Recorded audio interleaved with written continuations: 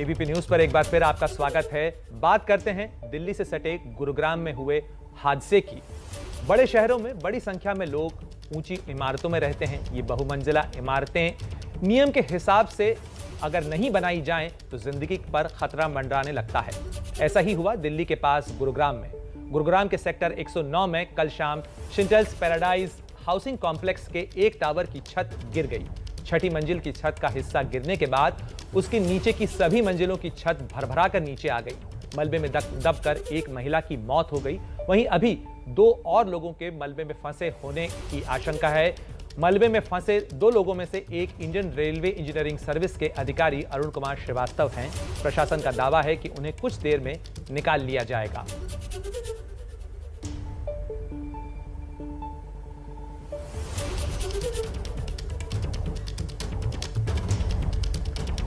और इस पूरे मामले को लेकर एबीपी न्यूज के कुछ सवाल हैं कि महिला की मौत का जिम्मेदार आखिर कौन है, सजा किसे मिलेगी, कब मिलेगी। जिस तरीके से हादसा हुआ है उसको लेकर सवाल उठ रहे हैं कि पहले शिकायत की गई थी तो उस पर कार्रवाई आखिर क्यों नहीं हुई है, और नियम के अनुसार अगर निर्माण हो रहा था या नहीं हो रहा था, इसको देखने की जिम्मेदारी आखिर किसकी है, किसने चूक की है। और अब आपको दिखाते हैं कि इस पूरे मामले पर इस इमारत में रहने वाले लोगों का क्या कहना है। इमारत में घटिया निर्माण के खिलाफ पहले शिकायत की गई थी, लेकिन पुलिस ने इस मामले में कोई कार्रवाई नहीं की। मेरे साथ इस समय सोनम अरोरा हैं, जिनका ये दावा है कि उन्होंने एफआईआर करने की भी कोशिश की थी। पहले भी कई बार कोशिशें हुई और कई सालों से शिकायत थी यहाँ के रेसिडेंट्स को, लेकिन उसके बाद भी कोई सुनवाई नहीं हुई। पूरा मामला क्या है मैम? आपने लिखा, ट्विटर पे भी लिखा, एफआईआर की कॉपी भी जो है सेंड की। मैम मैं यहाँ 2017 से रह रही हूँ। छोटी मोटी प्रॉब्लम यहाँ पर पहले भी थी। 2021 में एक टार का छज्जा गिर गया था बालकनी का, ठीक है। उसके लिए हमने पुलिस को कंप्लेन किया, क्योंकि मेरा बेटा वहाँ पर खेल रहा था थोड़ी देर पहले तक, तो और वो गिर के पूरा नीचे आ गया। तो हमने कंप्लेन किया कि ये कैसी कंस्ट्रक्शन है, पुअर है। तो मैंने बोला कि हम एफआईआर रजिस्टर करेंगे। थाना बजगेड़ा पुलिस स्टेशन हमारा जो नियर बाय पड़ता है, वहाँ पर हम रात को 12 बजे तक बैठे रहे, ठीक है, लेकिन हमारी एफआईआर रजिस्टर नहीं की गई। मेरी रिक्वेस्ट थी कि बिल्डर के अगेंस्ट डायरेक्ट एफआईआर हो, नॉन बेलेबल। उन्होंने एक जस्ट डीडी, आपको जो मेरा ट्विटर पे एक पेपर मिला होगा जिसमें वो रिसीविंग है, वो एक जस्ट उन्होंने डीडी नंबर दिया था। एफआईआर आपने कब करने की? 21 जुलाई 2021, ठीक है। मेरा ट्वीट फॉलो कीजिएगा, उसमें सब इन्फॉर्मेशन मिलेगा। पुलिस स्टेशन में हम लोग रात को बैठे हुए हैं, ठीक है। और 21 जुलाई 2021 को मैंने एफआईआर करने की कोशिश की थी, ठीक है। मुझे नेक्स्ट डे पुलिस ने बोला कि हम पहले इन्वेस्टिगेशन करेंगे फिर एफआईआर करेंगे। फिर नेक्स्ट डे वो लोग बोले कि नहीं, ये तो डीटीपी का मैटर है, ठीक है, आपको डीटीपी से कांटेक्ट करना पड़ेगा। हमने डीटीपी में कंप्लेन किया। डीटीपी से हमें और डीटीपी के जो ऑफिसर हैं, आईएएस ऑफिसर मिस्टर भात, इन्फोर्समेंट वाले, उन्होंने विजिट भी किया नेक्स्ट डे पे, ठीक है। उसके बाद हमें डीटीपी का डेट मिला कि आप हमारे पास में आए और क्या चाहते हैं। हमने बोला कि हम एक सेफ स्ट्रक्चर चाहते हैं, कि हम जितने भी रेजिडेंट यहाँ पर रह रहे हैं वो सेफ हैं या नहीं है। तो डीटीपी की इंस्ट्रक्शन पे सीआईएल को एक ऑडिट कंडक्ट कराना था, स्ट्रक्चरल ऑडिट।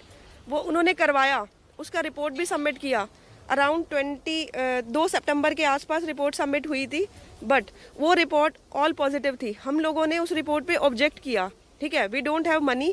20 लाख रुपए आईआईटी ले रही थी। हमने बोला कि हमें ऑडिट खुद से करा के देखना पड़ेगा, हम लोग इनकी रिपोर्ट से सेटिस्फाई नहीं है। दे सेड कि ऑल ओके, कोई प्रॉब्लम नहीं है, बालकनीज में कुछ थोड़ा सा डिफ्लेक्शन है, वो हम ठीक करवा देंगे, बट ऐसा नहीं था।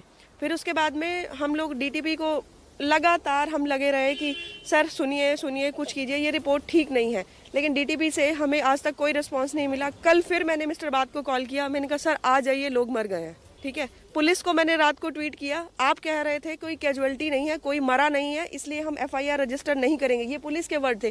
कोई मर गया है क्या जो एफआईआर करवाओगी? आज मर भी गया है। मना कर रहे थे एफआईआर दर्ज करने से। दोबारा नहीं, उसी सेम टाइम पे पुलिस के वर्ड्स थे, कोई मर गया है कि हम एफआईआर करेंगे। अब मर भी गया है, अब क्या कर रहे हो मुझे बस वो बता दो। तो दिल्ली के करीब गुरुग्राम में करीब 12 घंटे पहले हुए इस हादसे ने दिल्ली एनसीआर ही नहीं, देश में बहुमंजिला इमारत में रहने वाले तमाम लोगों को दहला दिया है। क्या है इस समय सूरत हाल, सीधे चलेंगे। हमारी सहयोगी इला काज़मी ग्राउंड जीरो पर मौजूद हैं जहां यह हादसा हुआ।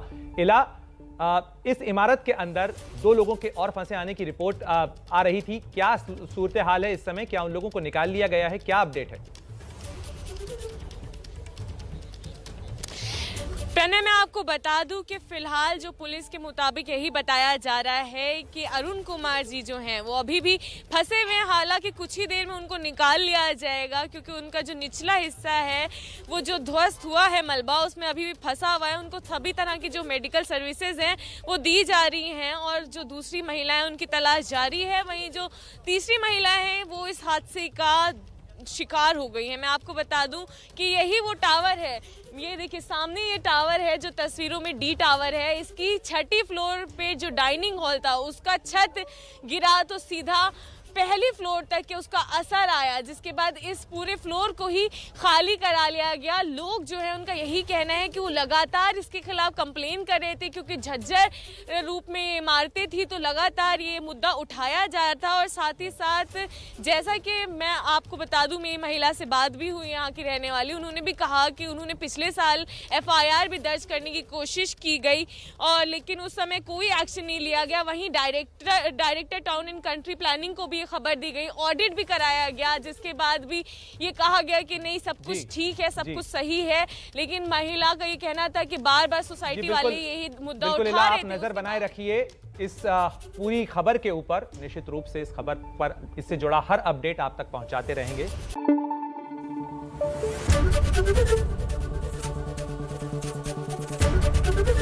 ABP न्यूज आपको रखे आगे।